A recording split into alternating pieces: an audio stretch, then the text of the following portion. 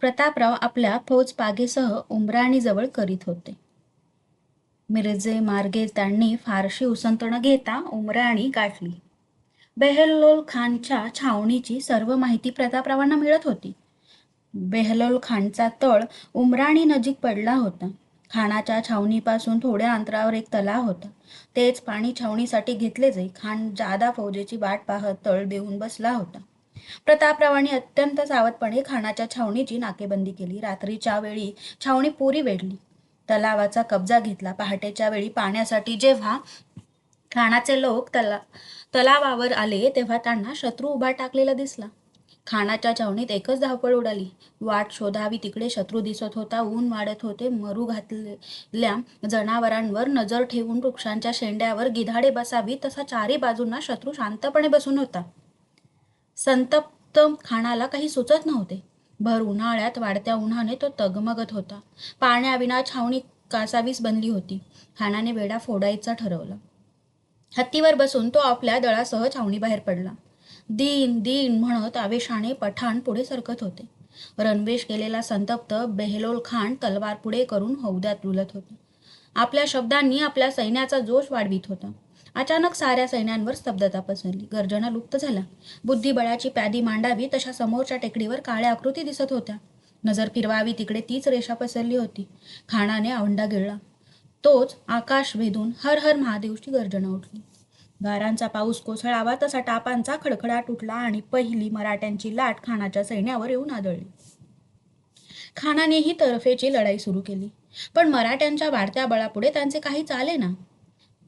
चारी बाजूंनी वाटा रोखून सर्रास कत्तल करीत पुढे सरसवणाऱ्या मराठ्यांना पाहून खान अचंबला.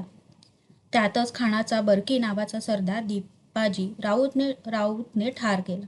खानाच्या डोळ्यादेखत खानाचा हत्ती शत्रूने हकलून आपल्याकडे घेतला. खानाचे सैन्य चारी बाजूंनी उतरणाऱ्या शत्रूला तोंड देत होते. पळून जायला वाट नव्हती. प्यायला पाणी नव्हते. प्रखर उन्हात खानाची फौज कोरड्या घशाने शत्रूशी मुकाबला करण्याचा प्रयत्न करत होती.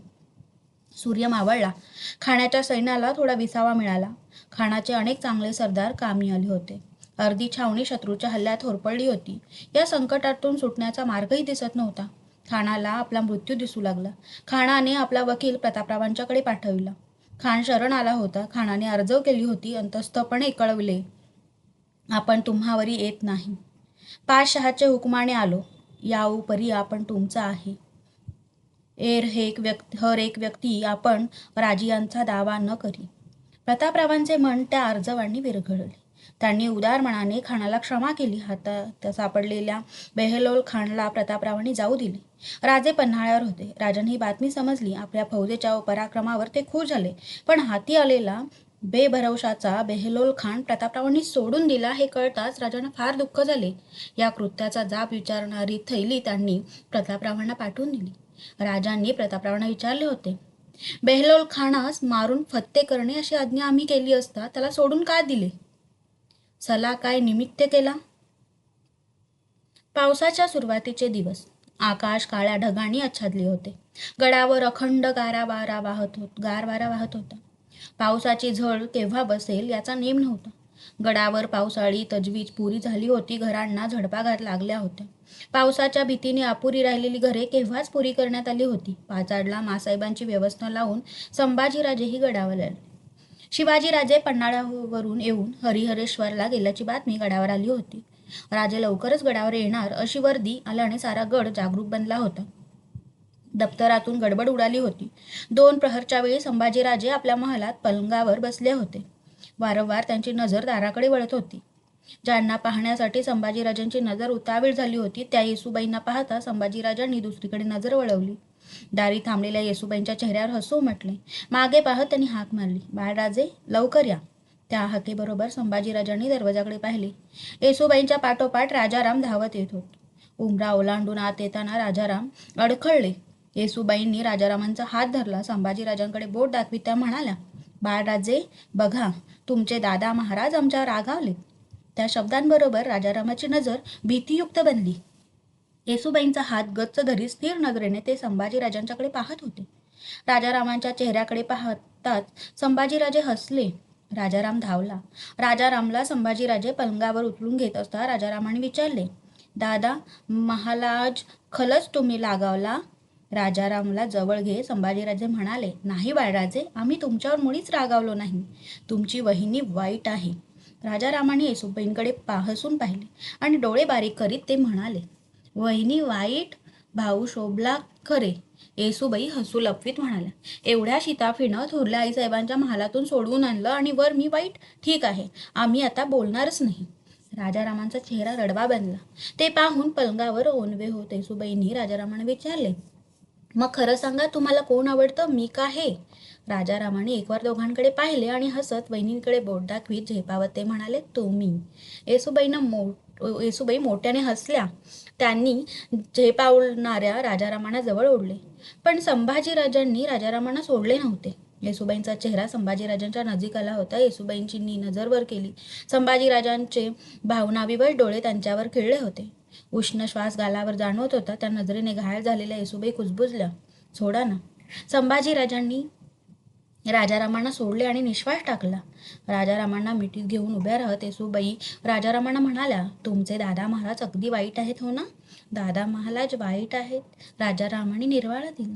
राजारामांना राशी कवटाळीत येसूबाईंनी त्यांचे चुंबन घेतले. त्या दोघांकडे पाहत संभाजीराजांनी विचारले, बाळराजांची तब्येत आता बरी दिसते. पाचाड्यात आम्ही ऐकलं की बाळराजे आजारी आहेत म्हणून. बरी नव्हतीच तब्येत. सारखा ताप यायचा. सर्दी खोकला तर आहेच, पण गोसावी बाबांनी सारं ठीक केलं. कोणी? आपले निश्चलपुरी गोसावी आहेत ना, त्यांनी ताईत मंत्रून बांधला. त्या दिवसापासून ताप फाटला. खरं आहे, फार मोठे तत्पुरुष आहेत ते, सत्पुरुष आहेत ते. आपले कवी कलश सुद्धा मोठी गंमत करतात. शिकारीच्या आधी त्यांनी सांगितलं की हटकून शिकार घडते. ते हरिहरेश्वरला गेलेत म्हणे. गोसावी सांगत होते. येसूबाईंना विचारले, हो, आबासाहेबांनी त्यांना मुद्दाम बोलावून घेतलं होतं. ते कवी आहेत, तसेच महान मांत्रिकी आहेत. येसूबाई काही बोलणार तोच त्यांचे लक्ष दाराकडे गेले. दारात सोयराबाई उभ्या होत्या. येसूबाईचा पदर ढळला होता. राजारामांना खाली सोडून पदर सावरून येसूबाई उभ्या राहिल्या. संभाजीराजे उभे राहिले. राजाराम सोयराबाईंच्याकडे धावले. येसूबाईंच्याकडे पाहत सोयराबाई म्हणाल्या, बाई, नुकतीच कुठं बाळराजांची तब्येत ठीक होते आहे, कशाला वाऱ्यातून त्यांना आणलं? येसूबाईंनी मान खाली घातली. राजाराम आईकडे पाहत म्हणाले, दादा महाराज वाईट आहेत. सोयराबाई हसल्या. त्या म्हणाल्या, एवढं कळतं तर सारखं सारखं कशाला येता इथे? याला काही खायला दिलं नाहीस ना ग? जी नाही, येसूबाई म्हणाले. जरा जास्त खाल्लं तरी सोसत नाही याला. सोयराबाईंनी नजर शंभूराजांकडे वळली. शंभूराजे, तुम्ही अजून महालात बरे? संभाजीराजांना रोग कळला नाही. सोयराबाई हसून म्हणाल्या, इकडून आम्हाला राजकारभारात गुंतवणं झालं खरं, पण महाल तुम्हाला सोडवत नाही. अण्णाजी सांगत होते की इंग्रज वकील आलेत म्हणे, पण तुम्ही महालातच. सदैव महालात बसण्यापेक्षा जरा सदरेवर नजर ठेवली तर बरं दिसेल. सोयराबाई राजारामांचा हात धरून निघून गेल्या. येसूबाई गोऱ्यामोऱ्या झाल्या होत्या. संभाजीराजांच्या चेहऱ्यावर क्षणात हास्य विसरले. ते नजीक आले. नजर उंचवीत येसूबाई म्हणाल्या, आईसाहेब सारखं असं तोडून का बोलतात? त्या आपल्या आहेत म्हणून. संभाजीराजे म्हणाले, परकी माणसं कधी रागावत नसतात. ठीक आहे, आता आज्ञा झालीच आहे, आम्ही सदरेवर जाऊन येतो.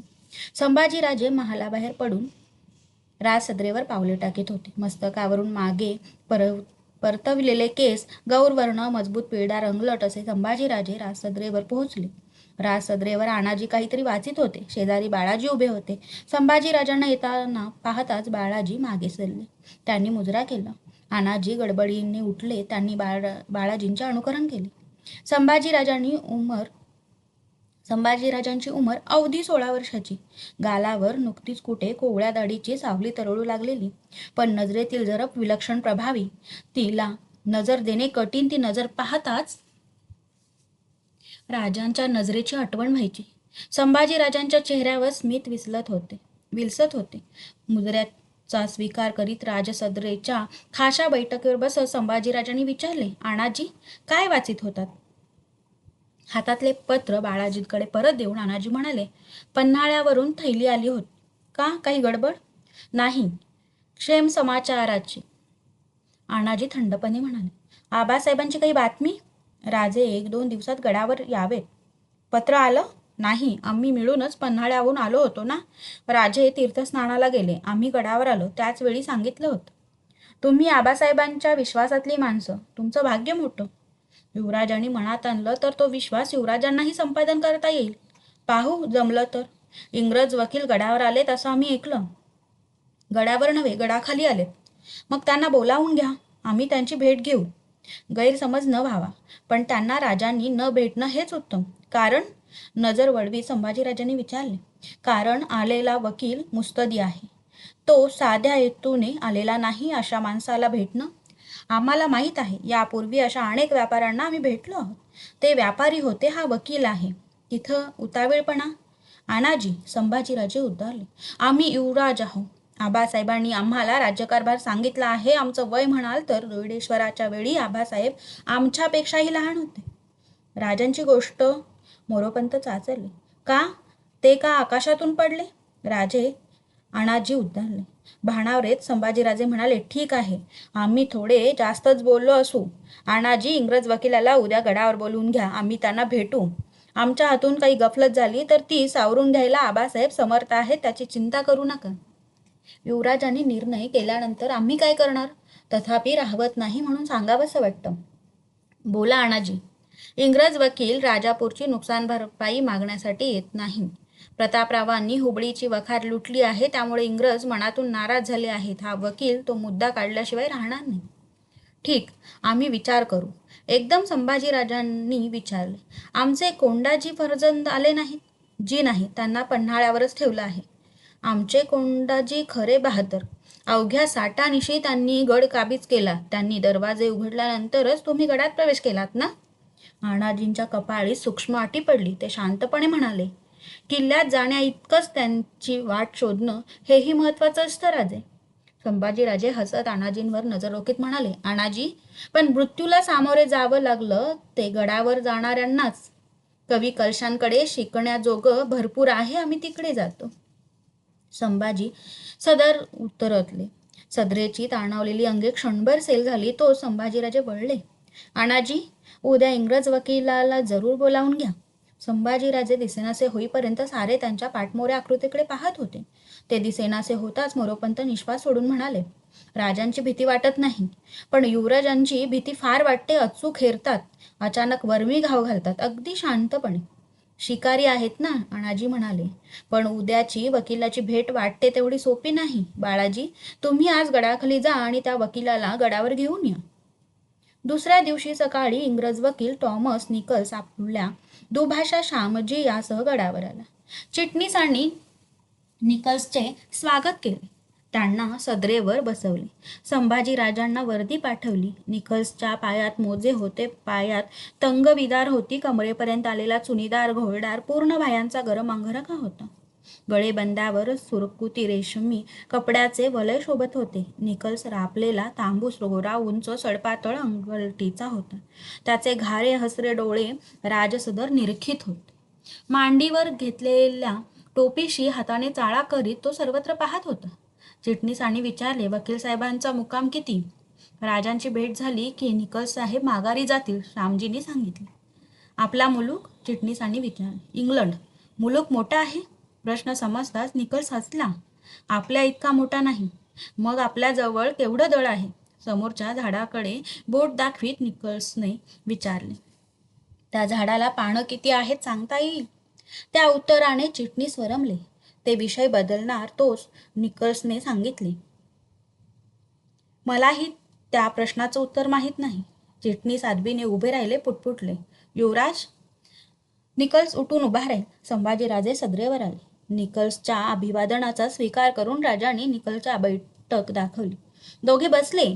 युवराजांच्या शेजारी चिटणीस दुभाषा उभे होते.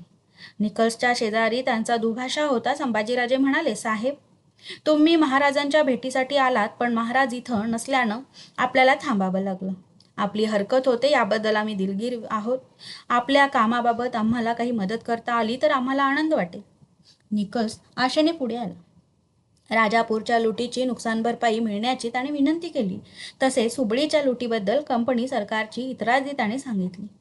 बिगर जकात लाकूड सपण नेण्याची त्याने परवानगी मागितली. संभाजीराजे सर्व बोलणे शांतपणे ऐकून घेत होते. चेहऱ्यावर काही भाव दिसत नव्हता. वकिलाचे सर्व बोलणे झाल्यावर संभाजीराजे म्हणाले, आपल्या मागण्यांचा मी विचार करेन. या क्षणी उत्तर देणं कठीण आहे. 1-2 दिवसात महाराज गडावर येतील असा अंदाज आहे. ते आले की मी त्यांच्या कानावर सर्व घालीन आणि आपली भेट करून देईन. महाराजांना गडावर यायला विलंब लागला तर आपल्या कामाबाबत मीच योग्य तो निर्णय करीन. आपल्या प्रकृतीला ही उंचावरची पावसाळी हवा मानवणार नाही, तेव्हा बोलवीपर्यंत तुम्ही गडाखाली राहा. तुमची सर्व व्यवस्था केली जाते ना? हो, त्याबद्दल आम्ही ऋणी आहोत. काही कमतरता भासली तर आम्हाला कळवा, आम्ही ती दूर करू. संभाजीराजांनी बाळाजींकडे पाहिले. बाळाजींनी निकलचा व दुभाषाला विडे वस्त्रे दिली. निकलचा निरोप घेऊन संभाजीराजे सदरे बाहेर गेले. तिसऱ्या दिवशी सकाळी महाराज पाचाडला आल्याची व अण्णाजी त्यांना गडाखाली सामोरे गेल्याची बातमी संभाजीराजांना कळली. राजे गडावर येणार या बातमीने गडावर एक उत्साह संचारला. राजांचा महाल ठीक करण्याचा पुतळाबाईंनी मनोहरीची धावपळ चालू होती. भर दुपारी महादरवाजावरची नौबत झडली. राजे आपल्या महाली आल्याची संभाजीराजांना वर्दी आली. राजांच्या महालात संभाजीराजे प्रवेश करते झाले. राजांच्या शेजारी येसूबाई उभ्या होत्या. राजाराम त्यांच्या कडेवर होता. संभाजीराजांना पाहताच राजांच्या चेहऱ्यावर प्रसन्नता आली. या, आम्ही तुमचीच वाट पाहत होतो. संभाजीराजांनी राजांचे पाय शिवले. संभाजीराजे म्हणाले, आम्ही पण आपल्याला सामोरे आलो असतो. येसूबाई महालाबाहेर गेल्या आणि महालात अण्णाजी बाळाजी मोरोपंत आले. त्यांच्याकडे पाहत अंगरख्याचे बंद सोडीत राजे म्हणाले, तुम्ही आला नाहीत म्हणून काही बिघडलं नाही. मासाहेबांची तब्येत छान आहे. तुमची फार आठवण करीत होत्या. तुम्ही भेटायला जाऊन या. जी. राजे पलंगावर बसले. त्यांना खोकल्याची उबळ आली. संभाजीराजांनी सुरईतले पाणी घेऊन पेला पुढे केला. राजे पाणी प्याले. पेला हाती देत असता संभाजींनी विचारले, आबासाहेब बरं नाही? चालायचं, पण शंभूबाळ, आम्हाला तुमची हरेश्वरला फार आठवण झाली. आम्ही समुद्र स्नानाला उतरलो होतो. तेवढीच एक हौस शिल्लक राहिली. तुम्ही असता तर फार बरं झालं असतं असं वाटलं. काही खबर? आबासाहेब, इंग्रज वकील टॉमस निकल्स आपल्या भेटीसाठी आला आहे. ते समजलं. राजे म्हणाले, तुम्ही त्याला भेटलात. आपला हेतू न सांगता त्याचा सर्व भेद जाणून घेतला. तुमच्या मुलाखतीवर आम्ही खुश आहोत. संभाजीराजांनी अण्णाजींकडे पाहिले. राजे हसले. शंभूबाळ, त्यांनीच आम्हाला सांगितलं. न सांगता समजायला आम्ही आकाशातून थोडेच का पडलो? संभाजीराजे चपापले, भयभीत झाले. गडबडीने ते म्हणाले, क्षमा, त्याची काही गरज नाही. तुम्ही म्हणालात ते अगदी खरं आहे. आम्ही पाहूनच अनुभवानं शिकलो. नुसतं दोन डोळ्यांनी पाहून सारं पाहता येत नाही. प्रसंगी दुसऱ्याच्या डोळ्यांचाही उपयोग करावा लागतो, हेही आमच्या ध्यानी आलं. दुसऱ्यांच्या अनुभवाचा फायदा घेतला तर का फार फायदा होतो. राजे, असो. अण्णाजी, आज वकिलांना गडावर बोलवून घ्या, आम्ही भेटू. शंभूबाळ, वकिलांचा बेत काय आहे? राजापूरची नुकसान भरपाई ते मागतात. प्रतापरावांनी हुबळी लुटली त्याबद्दल ते संतप्त आहेत. असं, कर्नाटकात प्रतापरावांनी चांगली धडक मारली आणि जाऊ दे, नंतर पाहू. चला शंभूराजे, राणीवशा चक्कर मारून येऊ. थोरल्या राणीसाहेबांची तब्येत बरी नाही म्हणे, तुम्ही गेला होता? जी नाही, नजर चुकली. संभाजीराजे उत्तम, हेही चुकलंच तुमचं. चला. राजांच्या मागोमाग संभाजीराजे चालू लागले. सकाळी टॉमस निकल्स आपल्या दुभाषासह राजसदरेवर आला. राजसदर सर्वतोपरी शृंगारली होती. सदरेच्या मध्यभागी जरी बैठक मांडली होती, त्या बैठकीच्या डाव्या बाजूला दुसरी बैठक लावली होती. सदरे बाहेर सशस्त्र रक्षक चौफेर नजर ठेवून उभे होते. टॉमस निकल्सने स्वागत राणाजीने केले. थोड्याच वेळात राजे येत असल्याची बातमी आली. निकल्स उभा राहिला. राजे सदरेवरच्या पायऱ्या चढून येत आहेत असे दिसताच निकल्स पुढे आला. दरवाजातच दोघांची गाठ पडली. राजांनी स्मितवदनाने निकल्सच्या अभिवादनाचा स्वीकार केला आणि प्रेमभराने त्याचा हात धरून आपल्या डाव्या अंगाला लोडापासून जवळच बसवले. अण्णाजींनी दोघांचीही एकमेकांना ओळख करून दिली. लोडावर किंचित कलते होऊन राजांनी विचारले, काय काम आहे, बोला. निकल्सने क्षणभर विचार केला. आपल्या होतोप्यात खोवलेल्या रुमालाने चेहरा पुशीत तो म्हणाला, एका बाजूला आम्ही तहाचं बोलणं करीत असताना ध्यानी मणी नसता तुमच्या सैनिकांनी आमच्या हुबळीच्या वकारीवर हल्ला केला. खंत्या लावून लूट केली. त्यामुळं आपल्या मुलुखात वखार घालावी की नाही याचा प्रेसिडेंटला विचार पडला आहे. राजे काही बोलले नाहीत. सदैव चेहऱ्यावर दिसणारे स्मित तसेच होते. निकल्सने उतावीळपणे विचारले, हुबळीची लूट तुमच्याच संमतीने झाली का? तुम्हाला माहीत आहे, इंग्रजांचा स्नेह राहावा अशी आमची इच्छा आहे. मग हा हल्ला का झाला? आमच्याच लोकांनी हल्ला केला कशावरून? त्या प्रश्नाने निकल्स थक्क झाला. निश्चयी स्वरात तो म्हणाला, आपल्याच सैन्यानं वखार लुटली हे सिद्ध करून दिलं तर? साहेब, आम्ही आमच्या शत्रू मुलकात युद्ध करीत असता त्यामध्ये न जाणता कदाचित लूट झाली असेलही. हे सारं युद्धामध्ये क्षम्यच ठरतं. राजापूरची नुकसान भरपाई द्यायचं तुम्ही कबूल केलं आहे. आम्ही कुठे नाकारतो. आम्ही जरूर नुकसान भरपाई देऊ. तसाच विचार हुबळीचाही करावा ही कंपनी सरकारची अशक्य. कारण समजेल? साहेब, राजापूरची नुकसान भरपाई आम्ही वचन दिलं म्हणून देतो. पण आठवा, आम्ही राजापूरची लूट का केली ती? आमच्या विरुद्ध तोफा घेऊन आमच्या शत्रूला मिळालात. व्यापारासाठी आलेले तुम्ही राजकारणात पडता कशाला? निकल्सचा घसा कोरडा पडला. राजे निकल्सच्या नजरेला नजर देत विचारते झाले. साहेब, सुरत लुटायला आम्ही आलो तेव्हा तुमच्या वकारीत आम्हाला उर्मट उत्तर मिळाली. 5 दिवस आम्ही सुरत जाळीत होतो. 30 माणसांची तुमची वकार आम्हाला भारी नव्हती. आम्ही स्नेह जाणतो. प्रसंगी तुम्ही तो नेमका विसरता. मैत्री आपल्या उभयतांत हवी. आपली गलबत मक्केहून येणार आहेत अशी बातमी आहे. ती आमच्या गलबतांनी पकडली तर? राजे शांतपणे म्हणाले, जरूर पकडावी. मी आपल्याला वचन देतो. आम्ही यापुढे या संधीची वाट पाहत राहू. आपल्या हातून असं घडलंच तर हिंदुस्थानच्या किनारपट्टीवर आपलं एकही गलबत तरंगताना दिसणार नाही. सिद्धी संबुळाला मुंबई बंदरात तुम्ही आश्रय दिलात हेही आम्ही जाणतो. तुमच्या व्यापाराकडे आम्ही लक्षपूर्वक पाहतो. राजांच्या या शांत पण अत्यंत निर्णायक उत्तराने निकष अस्वस्थ झाला. तो गडबडीने म्हणाला, महाराज, आपला गैरसमज होतो आहे. संबूळ आमच्याकडे आला, त्यानं आश्रय मागितला, पण आम्ही तो दिला नाही. राजे त्यावर काही बोलले नाहीत. राजांनी निकलच्या मागण्यांचा विचार करू असे आश्वासन देऊन निकल्सला निरोपाची विडावस्त्रे दिली. पावसाळा आला तरी राजांनी फौजेला उसंत दिली नाही. राजांच्या फौजेने सातारा काबीज केला. साताऱ्याला विजयाने राजांना समाधान मिळाले. राजे पावसाळा संपण्याची वाट पाहत होते. पावसाळा संपला. गडावरून सर्व छावण्यांना हुकूम सुटू लागले. फौज गोळा होऊ लागला. नवरात्राचे घट बसले. गडावरच्या देवीसमोर दररोज बकरे पडत होते. निशलपुरी कवी कलश राजांच्या यशासाठी नवग्रह शांती करण्यात मग्न झाले होते. शस्त्रपूजेचा दिवस उजाडला. राजसदरेवर शस्त्रपूजा झाली. सारी सदर नानाविध शस्त्रांनी सुशोभित झाली होती. राजारामांचा हात धरून संभाजीराजे त्यांना शस्त्रे दाखवित होते. त्यांचे वैशिष्ट्य राजारामांना समजावून सांगत होते.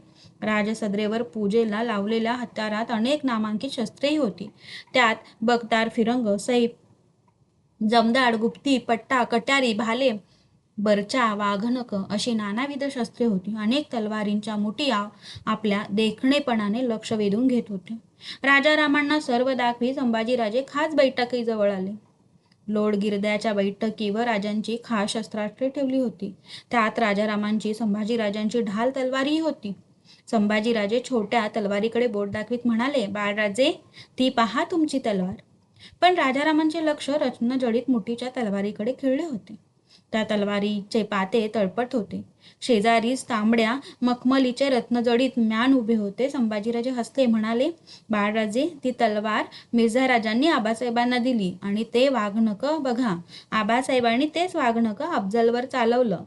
राजारामांचे लक्ष संभाजींच्या तलवारीकडे वळले. संभाजीराजांच्या तलवारी शेजारीच राजारामांची छोटी साधी तलवार उभी होती. राजारामांचे गाल फुगले. ते संभाजीराजांना बिलगत म्हणाले, दादा महाराज, आम्हाला ही तलवार नको, मोठी हवी. तुमची आम्हाला द्याल? संभाजीराजे काही बोलण्याआधीच मागून आवाज आला, तलवारी मागून मिळत नसतात, त्या जिंकून घ्याव्या लागतात. दोघांनी एकदम मागे वळून पाहिले. सोयराबाई सर्व राण्यांसह सदरेवर येत होत्या. सोयराबाईंच्या चेहऱ्यावर एक वेगळंच हास्य विलसत होते. संभाजीराजे पुढे झाले. त्यांनी मुजरा केला आणि ते म्हणाले, तलवारी जिंकायच्या त्या शत्रूंच्या, भावांच्या नव्हेत. त्या उत्तराने सोयराबाई चकित झाल्या. पुतळाबाई कौतुकाने संभाजीराजांकडे पाहत होत्या. स्वतःला सावरून घेत सोयराबाई म्हणाल्या, आणि भावानं तलवार दिली नाही तर? संभाजीराजांच्या देखण्या चेहऱ्यावर हास्य उमटले. त्यांनी राजारामांना उचलले आणि ते म्हणाले, तसं झालं तर भाऊ म्हणायला तो अपात्र ठरेल. संभाजीराजे राजारामांसह जाऊ लागले. पाहता सोयराबाईंनी विचारले, राजारामांना कुठे नेतं? मागे वळून संभाजीराजे म्हणाले, निश्चलपुरीच्या होमाची समाप्ती आहे, प्रसाद घ्यायला त्यांनी बोलावलं आहे. बाळराजे दिसेनासे होताच न राहून पुतळाबाई बोलून गेल्या. दृष्ट लागावी अशी जोडी आहे एकमेकांवर भारी जीव. सोयराबाईंची तिखट नजर पुतळाबाईंच्यावर खिळली आणि पुतळाबाईंचे शब्द जिथल्या तिथे विहिरले. सोयराबाई म्हणाल्या, जाणत्याची हुशारी आणि नेत्याचा भाबडेपणा यांची गल्लत अशीच होते. पुतळाबाई पुढे झाली. त्यांनी दासींना खूण केली. पूजेचे तबक बैठकीवर ठेवले गेले. शस्त्रांवर हळदी कुंकू पडू लागले. गडावर गडबड उडाली होती. हत्ती टाक्याच्या मैदानात, होळी मैदानात राजांची अश्वपथके उभी होती. राजे कपडे करून देवघरात गेले. देव्हाऱ्यात कमरे एवढ्या उंचीच्या सुवर्ण समया प्रज्वलित झाल्या होत्या. रत्नजडी देव्हाऱ्यात भवानीची मूर्ती उभी होती. नवरात्राच्या घटावर फुलांच्या माळा सोडल्या होत्या. घटाच्या ओल्या मातीतून पिवळे धमक कोंब वर आले होते. उपाध्यांनी दिलेले तीर्थ राजांनी घेतले. हाती दिलेले कोंब टोपावर खोवले. पाठीमागे उभे असलेल्या संभाजींनी राजारामांनी राजांचे अनुकरण केले. राजे देवघराबाहेर आले. महालात सोयराबाई, सगुणाबाई, काशीबाई, पुतळाबाई उभ्या होत्या. सर्व राण्यांनी राजांना ओवाळले. राजे सोयराबाईंना म्हणाले, राणीसाहेब, आमच्या दोन्ही छाव्यांना आम्ही गडाखाली घेऊन जातो. उद्या माँसाहेब गडावर येतील. त्यांच्या बरोबरच दोघे परततील. काही न बोलता सोयराबाईंनी राजांच्या पुढे तलवार केली. राजांनी ती मस्तकी लावून आपल्या दुशालेत खोवली. तबकातील आपली कट्यार उचलली. ती डाव्या बाजूला खोवली. राजांचे लक्ष पुतळाबाईंच्याकडे गेले. राजारामांच्या आणि संभाजीराजांच्या तलवारी घेऊन त्या उभ्या होत्या. संभाजीराजांची तलवार त्यांनी उघडली. संभाजीराजे पुढे झाले. तेवढ्यात राजे म्हणाले, थांबा राणीसाहेब, शंभूराजांची तलवार बाळराजांच्या दुशेलात घाला. पाहू कशी दिसते, आम्हाला पाहायची आहे. संभाजीराजांनी आपली तलवार उचलली आणि राजारामांच्या दुशेलात अडकवली. तलवारीचे टोक जमिनीला भिडले होते. गोंधळलेले राजाराम सर्वांच्याकडे पाहत होते. पुतळाबाईंच्याकडे जाण्यासाठी त्यांनी पाऊल उचलले. तलवार जमिनीला घासत होती. वजनदार तलवार डाव्या हाताने तोलत नव्हती. साऱ्या महालात हसण्याचा आवाज उठला. पुतळाबाईंनी राजारामांना जवळ घेतली. संतापलेले राजाराम म्हणाले, आईसाहेब, आम्हाला ही तलवार नको. पुन्हा सारे हसले. राजारामांच्या दुशैलातील तलवार काढीत पुतळाबाई म्हणाल्या, आम्ही मोठे झाल्यावर घालू म्हणावं. राजे हसले. हो, पण तेव्हा शंभूराजे पण मोठे झाले असणारच ना. संतप्त सोयराबाई जागच्या जागी ताटरल्या नजरेने सारे पाहत होत्या. संभाजी राजाराम शस्त्रसिद्ध झाले. राजे सोयराबाईंना म्हणाले, राणीसाहेब, आम्ही मोहिमेला जाऊन येतो. माँसाहेब गडावर येतील, त्यांची काळजी घ्या. राजे सदरेवर आले. सर्वांचे मुजरे घेऊन राजे होळी चौकातल्या पालखीत बसले. पालखी उचलली गेली. नौबत जडली. राजे गडाखाली उतरू लागले. पाचाडला जिजाबाईंना भेटून आपल्या फौजेसह राजे दक्षिणेकडे निघाले. राजे सरळ साताऱ्याला आले. साताऱ्याच्या मुक्कामाला राजांना पहिली आनंदाची बातमी कळली. राजांच्या फौजांनी पांडवगड काबीज केला होता. राजांच्या फौजा साताऱ्याला येऊन मिळत होत्या. साताऱ्याच्या मुक्कामात राजांनी बाळाजी चिटणीसांना पालखी बहाल करून त्यांच्या सेवेचा गौरव केला आणि ते कारवार प्रांतावर फौजेसह चालून गेले. बेहलोल खान आजारपणामुळे मिरजेला तळ देऊन होते. त्यामुळे त्याची भीती राजांना नव्हती. राजांचे एक सैन्य महाडकडे मोगल व सिद्धी यांच्यावर जरब बसवीत होते. दुसरे साताऱ्याला होते. तिसरी फौज बंकापूर भागात दौडत होती आणि खुद्द राजे कारवारपासून 1.5 दिवसाच्या मुक्कामावर असलेल्या कुदरा गावी होते. राजांची बरीचशी फौज खुद्द हुबळीकडे गुंतली होती. फौजेच्या हालचालींच्या बातम्या राजांना कळत होत्या. राजांचे सरदार विटोजी शिंदे सर्जा खानाशी लढताना चंदगड रणांगणी पडल्याची बातमी राजांनी कुदरा मुक्कामी असताना ऐकली. त्याच कुदरा मुक्कामात महिमाजी शिंदे याने सर्जा खानला गाठून त्याला मारून विटोजी शिंद्यांच्या मरणाचा बदला घेतल्याची बातमी राजांनी ऐकली. जवळजवळ 3 महिने विजापूरकरांच्या मुलुखात काढून पुरेपूर लूट मिळवून शिवाजीराजे रायगडावर परतले. मध्यरात्रीच्या सुमारास राजे गडावर आले. राजे गडावर येत असल्याची वर्दी आधी 1.5 प्रहर झाली होती. गडावर भरपूर थंडी उतरली होती. गार वारे वाहत होते. अंगावर शाल लपेटून पुतळाबाई गंगासागराच्या मनोऱ्यात उभ्या होत्या. हत्ती टाक्याकडे वारंवार त्यांचे लक्ष जात होते. शेजारी मनोहरी उभी होती. पालखी दरवाजाजवळचे पालोते वाऱ्यावर फरफरत होते. पहारेकरी जागरूकतेने उभा पहारा देत होते. गडावर सर्वत्र शांतता दिसत होती.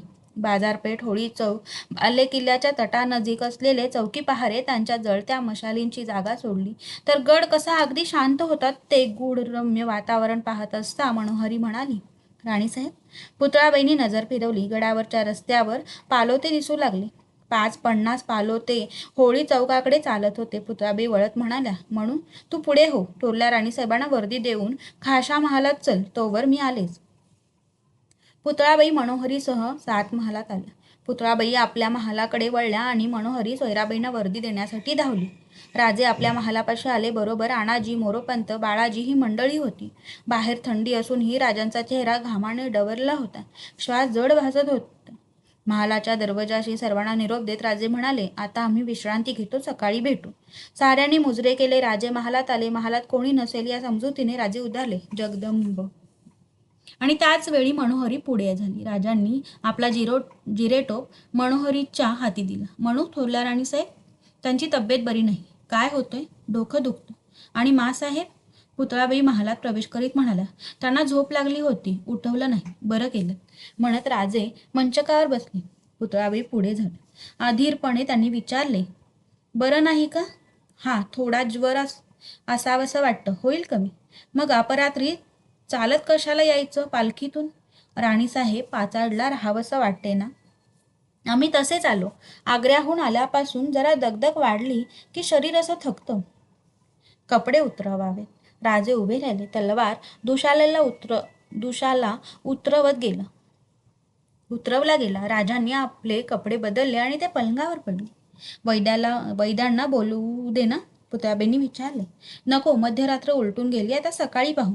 मनोहरी महालातल्या समया शांत करीत होती. पुतळाबाई राजांच्या पायावरून हात फिरवीत बसल्या होत्या. राणीसाहेब, तुम्ही आता जा, विश्रांती घ्या. डोळा लागला की जाईन मी. राजे खिन्नपणे हसले, म्हणाले, नुसतं शरीर थकून झोप येत नाही, मनही थकावं लागतं पुतळा. हे मन आहे ना, ते बेट मुळीच थकत नाही. उगीच विचारांच्या पाठीमागे आम्हाला फरफटत नेत. राजे बोलत होते. बोलता बोलता ते हळूहळू झोपी गेले. पुतळाबाई हलक्या पावलांनी उठल्या. महालाबाहेर मनोहरी गुडघ्यात मान घालून बसली होती. तिला पुतळाबाईंनी जागे केले. राजांच्या द्वाररक्षकाकडे नजर टाकून दोघी 7 महालाकडे वळल्या.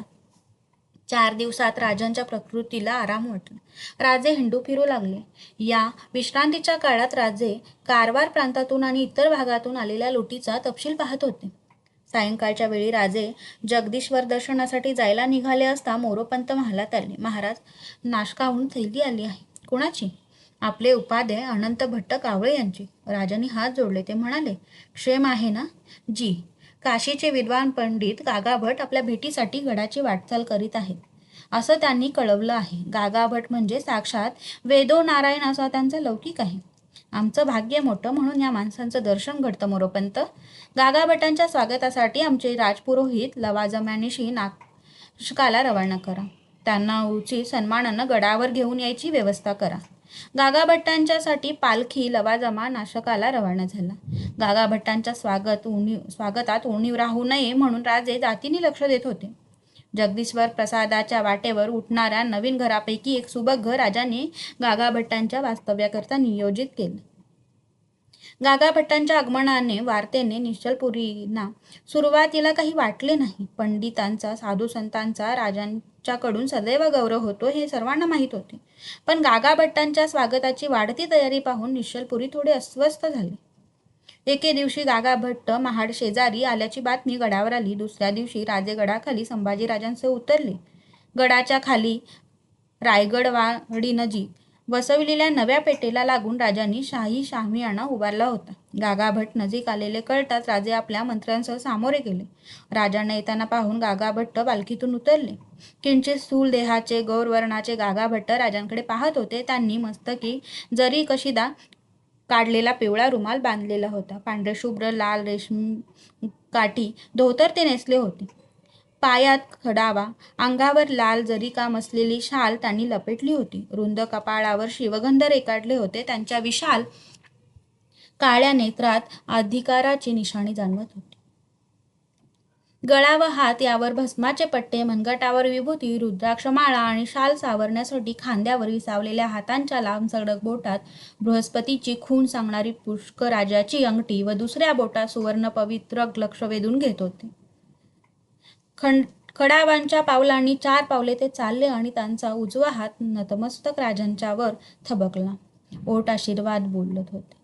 राजांनी वेदमूर्ती गागाभट्टांना अत्यंत आदराने सन्मानाने गडावर आणले. ऐश्वर्य संपन्न दुर्गेश्वर रायगड पाहून गागाभट्ट प्रसन्न झाले. राजांचे रूप, राजांचे ऐश्वर्य, राजांची सत्ता निरखित होते. रोहिडेश्वराची शपथ घेऊन स्वराज्याचा मंत्र उच्चारणारा, अफजलखानाचा वध करून राजसत्ता बळकट करणारा, प्रतापगडावर भवानीची स्थापना करून सप्तकोटेश्वराचा जीर्णोद्धार करणारा, आग्र्याहून औरंगजेबाच्या पंजातून निसटणारा आणि जवळजवळ लयाला गेलेले राज्य पुन्हा त्याच तडफेने उभा करणारा युगपुरुष गागाभट्ट डोळे भरून पाहत होते. त्यांच्या आनंदाला सीमा राहिल्या नव्हत्या. राजांच्या सह सर्व राण्यांनी गागाभट्टांची पाद्यपूजा करून आशीर्वाद घेतले. राजांच्या विनयाने, राजघरातील आतिथ्याने गागाभट्ट प्रसन्न झाले. त्यांच्या साऱ्या अपेक्षा पुऱ्या झाल्या होत्या. त्यांनी आनंदाने गडावरचे वास्तव्य मान्य केले. एके दिवशी गागाभट्ट राजांना म्हणाले, राजे, आम्ही काही विशिष्ट हेतू मनाशी बाळगून तुमच्याकडे आलो. उद्या सूर्योदयानंतर एक प्रहरानंत मुहूर्त चांगला आहे, तरी उद्या आम्ही तुम्हा सर्वांना आमचा मनोदय सांगावा असं आम्हाला वाटतं. राजांनी मान्यता दिली. दुसऱ्या दिवशी सकाळी लवकर स्नानपूजा आटोपून राजे जिजाबाईंच्या महाली गेले. राजांनी जिजाबाईंना वंदन केले. महालात सर्व राण्या, संभाजी, राजाराम, येसूबाई ही मंडळी हजर होती. छोटे राजाराम महालात धावत होते. राण्यांच्या मागे लपत होते. संभाजीराजे त्यांना पकडण्यासाठी मागून धावत होते. सारे कौतुकाने तो खेळ पाहत होते. राजाराम अचानक सुबाईंच्या मागे लपले. संभाजीराजांचे पुढे टाकलेले पाऊल तसेच अडखळले. राजाराम टाळ्या पिटीत होते. महालात एकच हसणे उसळले. राजे ही त्यात सामील झाले. संभाजीराजे मात्र जागच्या जागी संकोचून उभे होते. राजांच्या ते धाणे आले. ते म्हणाले, मासाहेब, सर्व तयारी झाली ना? हो बाबा, एवढा थोर पुरुष आपणहून गडावर आला. त्याच्या मनात काय आहे कोण सांगणार, पण ते ऐकायला जीव उतावीळ झाला आहे बघ. पुतळाबाईंनी जिजाबाईंना हात दिला. राजे संभाजी राजारामांसह पुढे झाले. सारी मंडळी राजसदरेत आली. अण्णाजींनी प्रसंगाला उचित अशीच राजसदर सजवली होती. मोरोपंत, बाळाजी ही मंडळी आदबीने उभी होती. गागाभट्टांच्यासाठी उच्चासन मांडले होते. त्या आसनाच्या डाव्या बाजूला अशा बैठकीवर जिजाबाईंच्या शेजारी राजे बसले. लगतच्या बैठकीवर संभाजीराजे राजारामांसह बसले. मागे सर्व राणी वसा स्थानापन्न झाला. उच्चासनाच्या डाव्या बाजूला थोडी मोकळी जागा सोडून सर्व मंत्री व खासे सरदार उभे होते. सर्वांचे लक्ष गागाभट्टांच्या आगमनाकडे लागले होते. राजे जिजाबाईंच्या सह बोलत असता अचानक बाळाजी पुढे आले. आचार्य आले. राजे चटकन उठले. राजसदरेच्या पायऱ्या उतरून ते खाली गेले. तोच आपल्या शिष्य परिवारासह येत असलेले गागाभट्ट त्यांच्या नजरेत आले. राजांनी अत्यंत आदराने गागाभट्टांना राजसदरेवर आणले. सर्वांनी त्यांना उत्थापन दिले. सर्वांचे हात जोडले गेले. आशीर्वाद फुटफुटत गागाभट्ट आपल्या उच्चासनावर विराजमान झाले. राजसदर स्थिर झाली. गागाभट्टांनी आपल्या मस्तकी चारुमाल उतरवला. पांढऱ्या शुभ्र संजाबावरून मानेवर शेंडी उघडली. आपल्या संजाबावरून हात फिरवीत त्यांनी सर्वांवरून नजर फिरवली. काही क्षण डोळे मिटले, दीर्घ श्वास घेतला. त्यांच्या ओठांची हालचाल झाली आणि नंतर ते बोलू लागले. राजे, आम्ही तुमच्या मुलखात आलो. तुमची भेट घेतली. पंडितांनी राजांच्या गृही जावं, त्यांचं आदरातिथ्य भोगावं, दक्षिणा मिळवावी हा प्रघातच आहे. पण आज आम्ही तेवढाच हेतू मनाशी धरून आलो नाही. काही विशिष्ट हेतू मनात धरून ही पायपीट आम्ही केली. राजे उठले. हात जोडून ते म्हणाले, आपल्या दर्शनानं आम्हाला समाधान लाभलं. आपली आज्ञा आम्हाला शिरसावद्य आहे. प्रसन्न मुद्रेनं गागाभट्टांनी राजांना बसण्याची खूण केली. राजे बसले. गागाभट्ट काय सांगतात तिकडे सर्वांचे लक्ष लागून राहिले होते. राजे, आम्ही काशीचे. तुमच्या कीर्तीचा परिमल तिथवर येऊन पोहोचला. त्या सुगंधानं आम्ही मुग्ध झालो. या भारतवर्षात चंद्रगुप्त मौर्य सम्राट होऊन गेला. त्यानंतर किती हिंदू राज्य उभी टाकली. विजयनगरचं साम्राज्य, देवगिरीचं राज्य ही दोन्ही राज्य कीर्तीच्या शिखरावर असतानाच परकीयांच्या साध्या धक्क्यानं पार कोलमडून गेली. नामशेष झाले. हिंदूंचा कैवार घेणारं राज्य भारतवर्षात दिसेनासं झालं. या निराशेच्या अंधकारात साच पडत असता आम्हाला दक्षिणेकडे आशेचा दीप प्रज्वलित होताना दिसू लागला. तुमच्या वाढऱ्या पराक्रमानं आमची आशा पल्लवित होत होती. आग्राच्या काळदाढेतून तुम्ही सुटलात याचा परमहर्ष आम्हाला झाला. यशाच्या कीर्तीच्या शिखरावर स्थिर झालेली हिंदू राज्य आम्ही कोसळलेली पाहिली. त्याचं पुनरुत्थान झालं नाही, पण पुरंदरच्या तहानं जमिनोदस्त झालेलं राज्य पुन्हा तुम्ही उभं केलं. पूर्वीपेक्षाही अधिक बळकट, सामर्थ्यवान. तुमच्या या यशानं आमचं मन धुंदावलं आणि ज्ञानाचा, अहंकाराचा, आमच्या अधिकाराचा विसर पडून आम्ही येथवर धावत आलो. आशीर्वाद देण्यासाठी नव्हे राजा, आज आम्ही तुझ्यापुढे याचक म्हणून उभे आहोत. तुझ्या दातेपणाची कसोटी आज आम्ही आजमावणार आहोत. राजे संकोचले, त्यांची नजर खाली वळली. गागाभट्ट बोलत होते, राजे, लोक आम्हाला वेदोनारायण म्हणतात. आम्ही कधी खोटी स्तुती करीत नाही, मिथ्या भाषणही करीत नाही. आमच्या पूर्वजांनी काशी विश्वेश्वराची स्थापना केली. आमचे पूर्वज नारायण भट्ट हे भट्ट वंशातील अत्यंत प्रसिद्ध असे पुरुष होऊन गेले. त्यांनी आपल्या गाढ विद्वतेनं, पवित्र आचरणानं आणि गिरवाण ग्रंथासाठी केलेल्या सततोद्योगानं आमच्या कुळाला भूषवलं. त्यांच्या वेळी सनातन धर्मविद्वेष आणि अतिरेकी धर्माभिमान यांच्या भरात मुसलमानांनी काशी येथील विश्वेश्वराच्या मंदिराचा विध्वंस केला. त्यामुळे भयंकर दुष्काळ पडला. तेव्हा मुसलमान बादशहाच्या विनंतीवरून नारायण भट्टांनी विश्वेश्वराची आराधना करून पाऊस पडला असं सांगतात. नारायण भट्टांनी विश्वेश्वराची मंदिरं पुन्हा उभारलं. गागा भट्टांचा आवाज किंचित नरम झाला. आम्ही त्याच नारायण भट्टांचे वंशज, थोर मीमांसक, प्रकांड पंडित, वेदांत सूर्य असा आमचा लौकिक. गागाभट्ट खिन्नपणे हसले. पण आम्ही आमच्या डोळ्यांनी विश्वेश्वराच्या मंदिराचा विध्वंस पाहिला. त्या पुरातन पवित्र मंदिराच्या शिलाखंडांनी औरंगजेबानं उभारलेली मशीद पाहिली. आमची तपश्चर्या, आमचं ज्ञान ते थांबवू शकलं नाही ना आमच्या वेदांना विहिरीच्या तळाशी गेलेल्या विश्वेश्वराला पृष्ठभागी आणण्याचं सामर्थ्य लाभलं. ज्ञानाचा पराभव झाला तेव्हा श्रद्धेकडे आमचं लक्ष वेधलं. राजे, आमचं स्वप्न साकार करण्याचं सामर्थ्य फक्त तुमच्याच ठायी दिसतं. तीच याचना करण्यासाठी मी तुमच्या दारी आशेनं आलो आहे. जिजाबाईंची नजर गागाभट्टांच्यावर खिळली. मातेच्या नजरेतील भीती गागाभट्टांनी जाणली. आईसाहेब, हा क्षत्रिय कुलाचार आहे. होमहवनात राक्षसांकडून होणारी विघ्न टाळण्यासाठी विश्वामित्र दशरथाच्या दारी आले. त्यांनी राम लक्ष्मणांना मागितलं, हे आठवा, माझाही राजांच्यावर हक्क आहे. कावळे म्हणजे भोसल्यांचे राज्योपाध्ये. आम्ही त्याच घराण्याचे, त्यामुळे तर आम्ही राजांच्या सामोरे जायचं धाडस केलं. शिवबा, आता तुम्ही राजे आहात, सत्ताधीश आहात. तुमचा राज्यविस्तार आणि लौकिक विशाल आहे. तुंगभद्रेपासून नर्मदेपर्यंत तुमचं राज्य विस्तारलं आहे. त्यावर शिक्कामोर्तब व्हायला हवा. तुम्ही मूर्धाभिषिक्त राजे बनायला हवे. तुमच्या मस्तकी छत्र चामरून ढळायला हवी. यादवांच्या पराजयाबरोबर हिंदू धर्म लयाला गेला, हा समज नाहीसा व्हायला हवा. हिंदूंचा धार्मिक छळ यापुढे मुसलमानांना करता यायचा नाही. त्यांचा त्राता रक्षक असा एक छत्रपती आहे, हे आश्वासन आमच्या भयग्रस्त हिंदूंना मिळायला हवं. राजे, हे तुमच्या एका राज्याभिषेकानं होईल. याचक म्हणून तेवढी विनंती करायला मी आलो आहे. बसल्या जागी जिजाबाईंची नजर आनंदाश्रूंनी भरून आली. सर्वांच्या अंगावर रोमांच उठले. वीरासन घालून बसलेले राजे संकोचले. जिजाबाईंनी आपला थरथरता हात राजांच्या पाठीवरून फिरवला. राजांनी जिजाबाईंकडे पाहिले.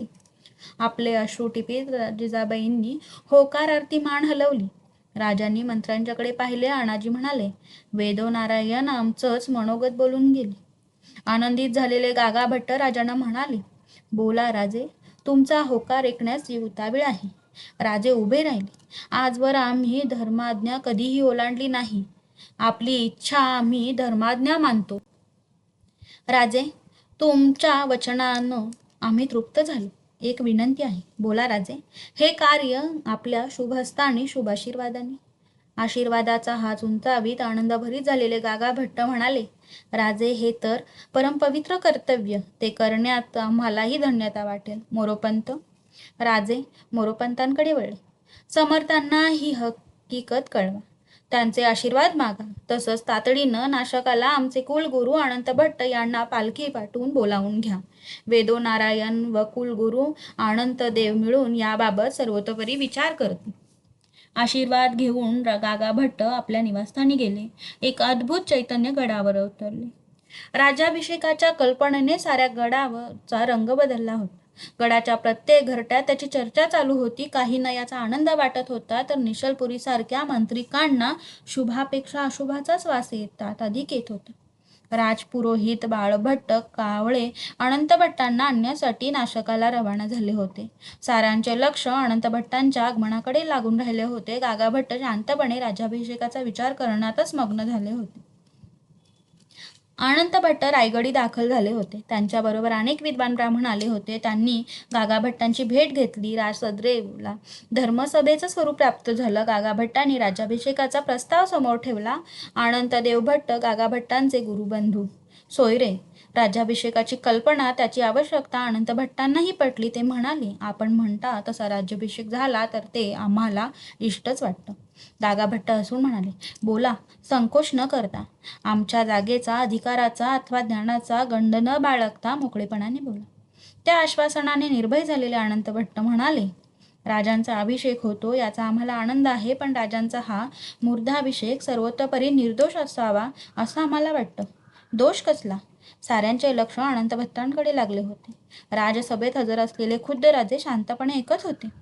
आपल्याला ज्ञातच आहे की कलियुगात फक्त ब्राह्मण व शूद्र हे दोनच वर्ण आणि क्षत्रियांखेरीज राज्याभिषेकाचा अधिकार अन्य कोणास नाही. गागा भट्टांच्या चेहऱ्यावर प्रसन्न हास्य विलसले. अनंतदेव, आपलं भट्ट घराणं नेहमीच धर्मशास्त्रात श्रुतीसंमत अशा युगानुकूल निर्णयाची स्थापना करीत आलं आहे. लग्न झालेला दत्तक चालतो हा निर्णय भट्ट घराण्याचा. तसाच बहिणीचा गोत्रज म्हणून वारसा हाही निर्णय आपल्याच घराण्याचा.